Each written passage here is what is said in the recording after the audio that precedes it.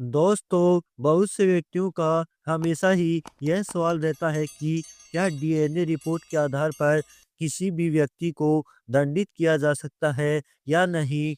आपने देखा होगा कि सेक्सुअल ऑफेंस या फिर पोक्सो एक्ट के मामलों में यदि डीएनए रिपोर्ट एक्यूज पर्सन के खिलाफ पाई जाती है, तो क्या उस डीएनए रिपोर्ट के आधार पर उस पोक्सो एक्ट और सेक्सुअल ऑफेंस के आरोपी को डीएनए रिपोर्ट के आधार पर दंडित किया जा सकता है या नहीं। ऐसा ही एक मामला राजस्थान हाई कोर्ट के समक्ष आया और यह अपील राजस्थान सरकार की ओर से फाइल की गई थी। इस केस का नाम था state of Rajasthan versus Shyam Kumar. इस केस के फैक्ट इस प्रकार थे। एक व्यक्ति पर पोक्सो एक्ट के तहत आरोप लगे हुए थे और पोक्सो कोर्ट ने उस आरोपी व्यक्ति को इस केस से बरी कर दिया था। दोस्तों, वीडियो को लाइक करें, शेयर करें और चैनल को सब्सक्राइब करें। जबकि डीएनए रिपोर्ट इस केस में एक्यूज पर्सन के विरुद्ध थी, फिर भी कोर्ट ने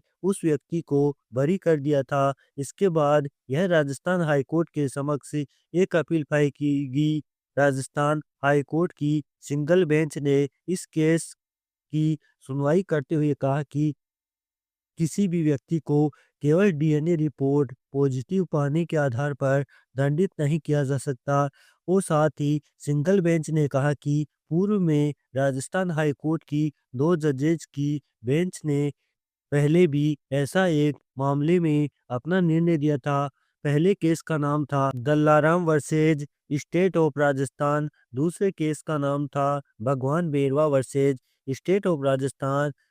और उस दोनों जजमेंट में राजस्थान हाई कोर्ट की 2 जजेस की बेंच ने कहा था कि एफएसएल रिपोर्ट केवल विशेषज्ञों की एक राय होती है, उसे आप पक्का एविडेंस नहीं मान सकते। आप किसी भी व्यक्ति को केवल डीएनए रिपोर्ट के आधार पर दंडित नहीं कर सकते। और हाई कोर्ट ने कहा कि यदि किसी व्यक्ति पर पोक्सो एक्ट के तहत सेक्सुअल असोल्ट के एलिगेशन लगाए जाते हैं, तो जब तक उन आरोपों को कोर्ट में साबित नहीं कर दिया जाता, तब तक उस व्यक्ति को दोषी नहीं मान सकते। इस केस में लड़की द्वारा कोर्ट में कहीं पर भी यह नहीं कहा गया कि मेरे साथ सेक्सुअल असॉल्ट हुआ था।